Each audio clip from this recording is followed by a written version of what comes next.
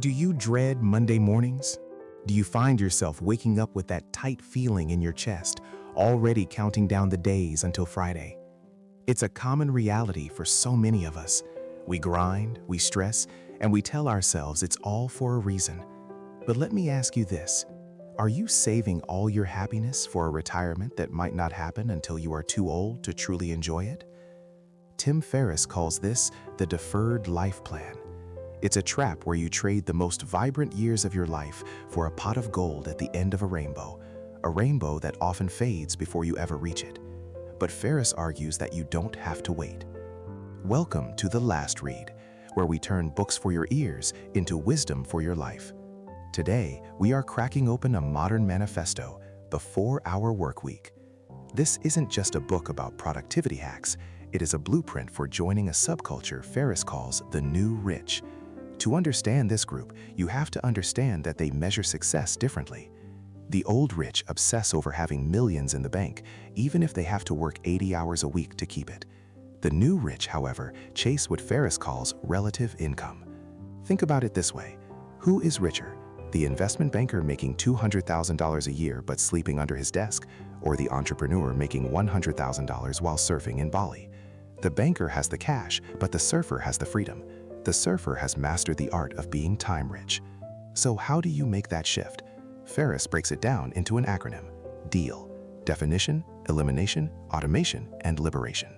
It starts with definition. You have to define what you want, but more importantly, you have to define what stops you. Ferriss suggests an exercise called fear setting. Instead of vague anxiety about quitting your job, write down your absolute nightmare scenario. What if you fail? You sleep on a friend's couch? You get a bartending job? Usually, the worst-case scenario is a temporary inconvenience, not a fatal blow. As Ferriss says, what we fear doing most is usually what we most need to do.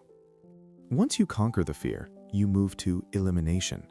You cannot have a 4-hour week if you are drowning in busy work. Ferriss argues that being busy is a form of laziness, lazy thinking, and indiscriminate action. To fix this, apply the Pareto principle, or the 80-20 rule. 80% of your results come from 20% of your efforts. Find that 20% and ruthlessly eliminate the rest. This includes a low-information diet. Stop doom-scrolling the news. Stop checking email every 10 minutes. If you are constantly reactive, you can never be productive. Now that you've cleared your schedule, you enter the automation phase.